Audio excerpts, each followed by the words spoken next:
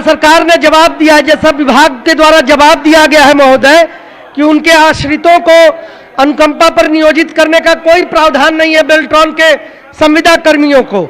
और उसके संबंध में सामान्य प्रशासन विभाग के संकल्प 2 संकल्पों की भी जो निर्णय है उसको संसूचित किया गया, उसमें दिखाया गया, दर्शाया गया है। परंतु मेरा ये पूछना है महोदय कि क्या सरकार ये प्रावधान करने का विचार करती है, क्योंकि वो संविदा कर्मी जो बेल्ट्रॉन के वे संविदा कर्मी हैं, 11,000 ऐसे कर्मी हैं पूरे राज्य में महोदय, और वो उनके मृत्यु के उपरांत उनके जो आश्रित हैं उनको जीविका का साधन बहुत ही संसाधन कम होता है। राज्य सरकार के जो अन्य कर्मी पूरा क्या है संक्षिप्त में पूछिए, क्या विचार रखती है आगे कोई माननीय मंत्री का विचार रखती है सरकार इस मामले? माननीय मंत्री सूचना प्रौद्योगिकी विभाग।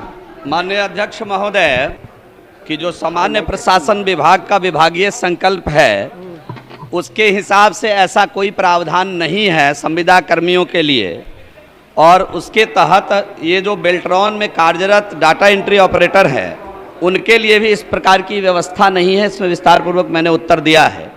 केवल अगर कोई उनके साथ दुर्घटना घटती है और घटना में उनकी मौत होती है तो 4 लाख रुपए का प्रावधान विभाग के तरफ से है, विभाग उसको ससमय दिया करती है।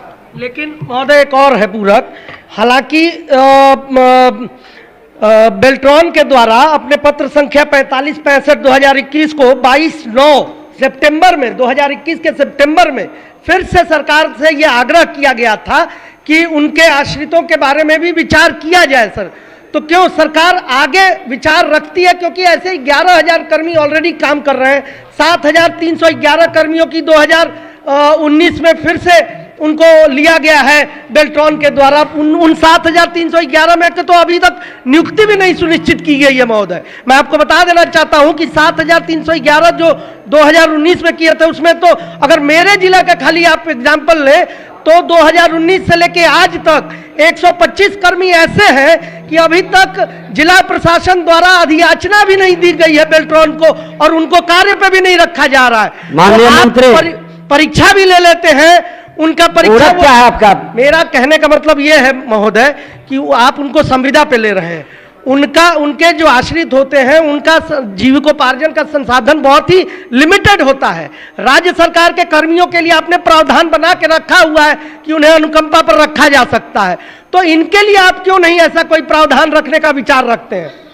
अध्यक्ष महोदय, मैंने स्पष्ट शब्दों में उत्तर दिया है कि इस प्रकार की कोई व्यवस्था, जब वो जॉब एग्रीमेंट करते हैं तो जॉब एग्रीमेंट के समय सोच समझ के जॉब एग्रीमेंट करते हैं। इस प्रकार की कोई व्यवस्था जॉब एग्रीमेंट का पार्ट नहीं है। और ये कह के बेल्ट्रॉन के अंदर उनको जगह दी जाती है या डाटा एंट्री बिहार का नीतिगत फैसला है, और इसमें सामान्य प्रशासन विभाग इसकी अनुमति नहीं दे रही है। तो मैंने स्पष्ट रूप से उत्तर दिया है। और जो उन्होंने दूसरा प्रश्न किया है वो इस मूल प्रश्न से संबंधित नहीं है।